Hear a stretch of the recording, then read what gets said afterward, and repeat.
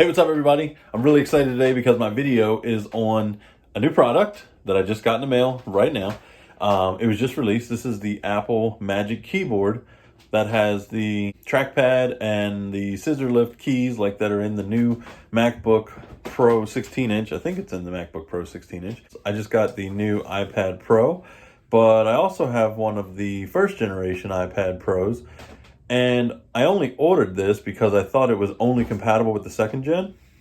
We're going to find out if it's compatible with the first gen too. So right here I have the very first iPad Pro. This is the 10.5 inch version, and this is the type cover, which has the keyboard here.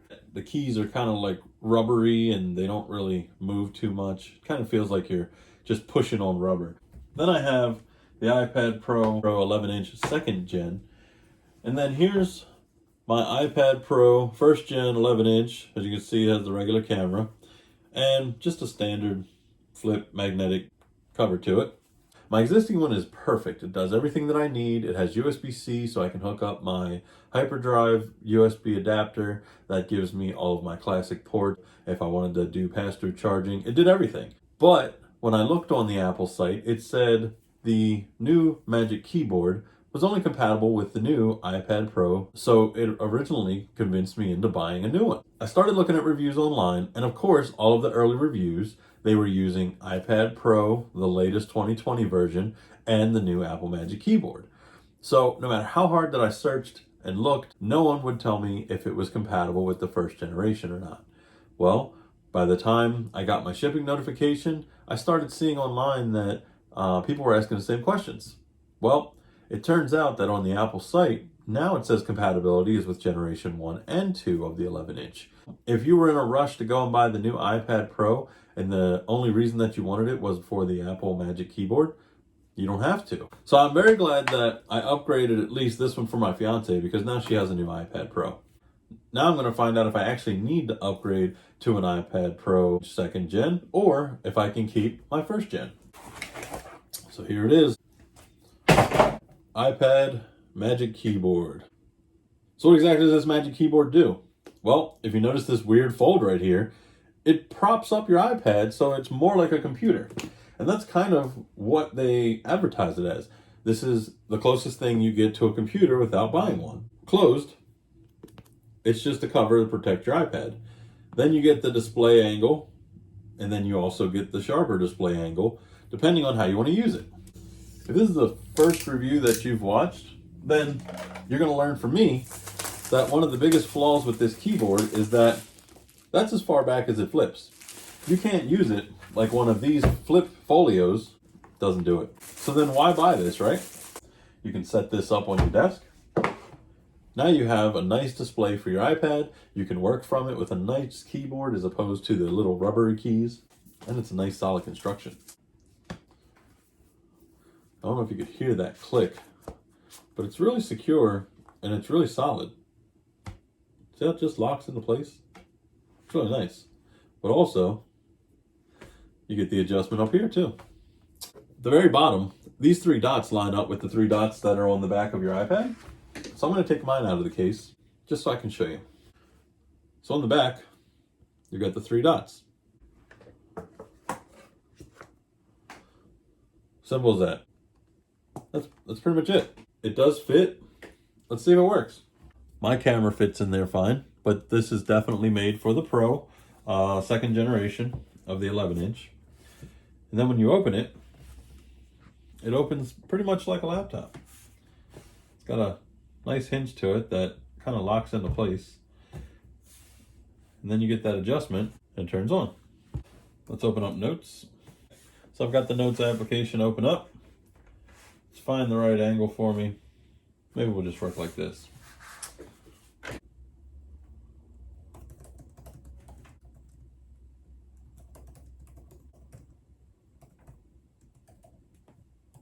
Not bad.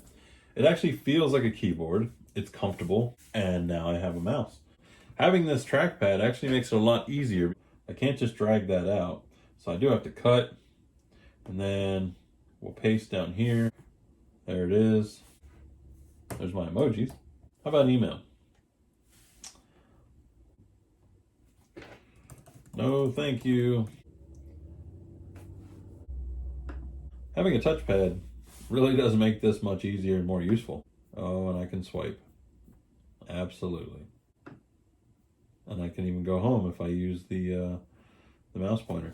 Another thing that's cool, if you can see it, the mouse pointer disappears after it's inactive for a minute, giving you your screen back. And then when I'm done, that's it.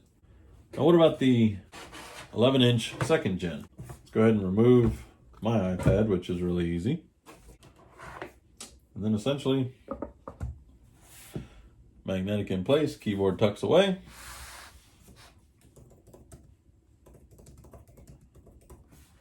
The keys are really responsive. They feel really nice. It feels like a MacBook Air because it is a little bit smaller.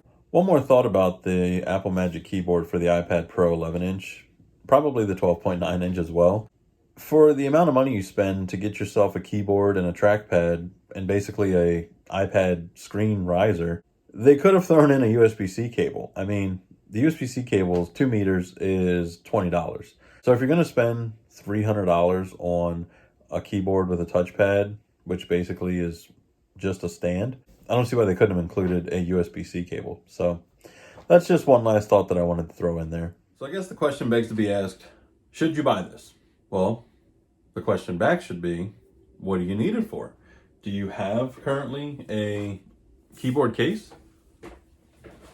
Because if you look at the original iPad Pro 11-inch, it's actually a 10.5-inch, even though it's similar, but it has a home button, and you kind of are stuck with this regular folio keyboard, and it gives you one specific orientation. It separates,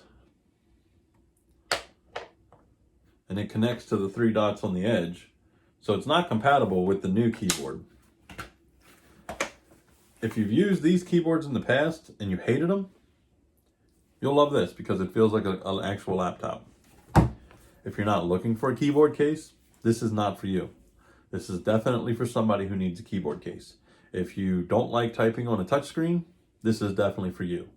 If you enjoy typing on a laptop and you don't mind typing on a smaller keyboard, and it's only just slightly smaller. If you compare it to a MacBook Pro 13-inch, it's probably just barely smaller than the 13-inch MacBook Pro. If you have an iPad Air, this is actually similar to the iPad Air, so you'll be in good company. I personally think that if I need something that's going to protect my iPad Pro, I need something that's going to allow me to use my charging pencil with it, and it's nice and sleek. It does add a little bit of weight to it, considering the iPad really doesn't weigh that much. It's a significant change. It's actually heavier. It's actually heavier than my MacBook Pro, so that might be a deal breaker.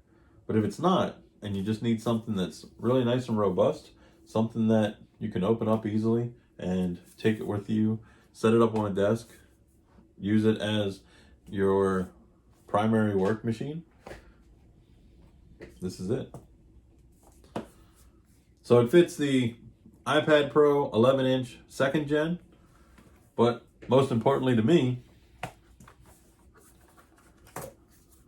it fits my first gen too. And it couldn't be easier.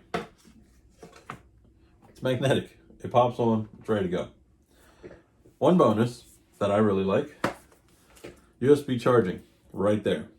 So it frees up your bottom port, which is now your side port, for you to be able to plug in any kind of peripheral if you have a USB-C docking station, if you have just a dongle to give you extra ports, it frees it up. So originally when I bought the first dongle for my iPad Pro, I didn't like the fact that the charger that came with it wouldn't do pass-through charging. There was eventually a firmware update, but it's slow. It's so slow. That charger that comes with this iPad is meant to charge this iPad at a reasonable speed. You could use your iPad charger alone and it'll charge it fine. If you add in a pass-through charging peripheral and it doesn't support up to a certain amount, So you could use your, so you could use the iPad, so you could use the USB-C charger that came with the iPad Pro, and it'll charge this perfectly fine. But when you add any kind of peripheral to it, whether it's a hub or a docking station, you have to look and see what that power draw is. Because if that dongle is drawing too much power in order for all of those devices to be recognized by your iPad Pro, that means it's not going to charge your iPad Pro. It's only going to be either trickle charging it or it's going to say not charging. So you got to be careful with that. So this eliminates that, and you have charging right there. It eliminates that, and you have charging right there on the corner. So as it's sitting on this very nice keyboard, it's going to charge.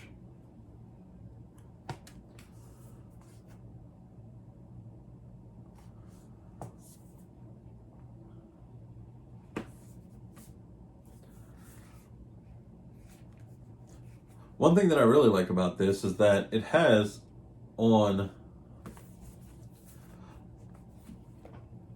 One thing that I really like about this is that it has USB-C right there on the hinge.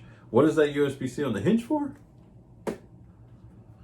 Well, the one thing I like about this, the one thing that I really love about the Magic Keyboard is that on the hinge, it has a USB-C port. It has a USB-C port, so that way you can plug a charger into it. Now, this is not a battery bank. It doesn't need charged. It doesn't even need to be plugged in to use it. It just has to be attached to your iPad. What it does is pass through charging to the iPad, so that way it frees up your USB-C on the bottom, or now it's the side port. So if you do have some kind of a hub or a docking station that you're plugging into here that's USB-C, you don't have to pass through charging. You just plug in whatever your peripheral is. You plug in the charger into the hinge USB-C port, and you're done. Now, there were some USB hubs that when you plugged it into your iPad Pro, if you used pass-through charging, it wouldn't work with the factory charger that comes with the iPad Pro. You would have to get something like a MacBook Pro charger or some kind of a higher wattage USB-C charger. So this takes all of that out of the equation. You plug in the USB-C charger into the hinge, that charges the iPad while you're using it. You free up your hub, so that way you can plug in pretty much anything. So you have both.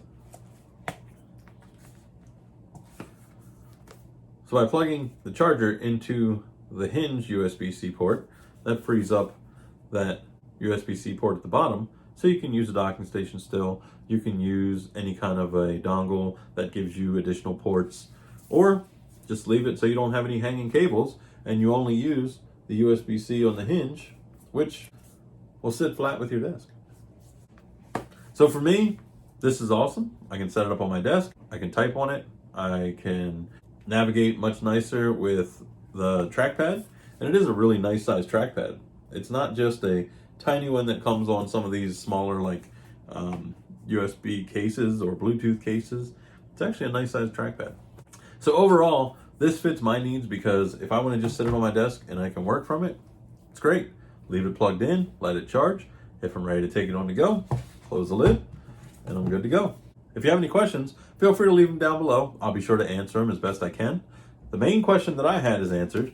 The iPad Magic Keyboard works with the first generation iPad Pro 11-inch. And I'm sure that the 12.9-inch, it's the same thing. Latest 2020 version or the 2018 version, they'll both work in the 12.9 version of this keyboard. So the retail on this is $300. It's a lot to spend on a keyboard, I understand that. There are some third-party options coming out, but keep in mind, those third-party options are Bluetooth.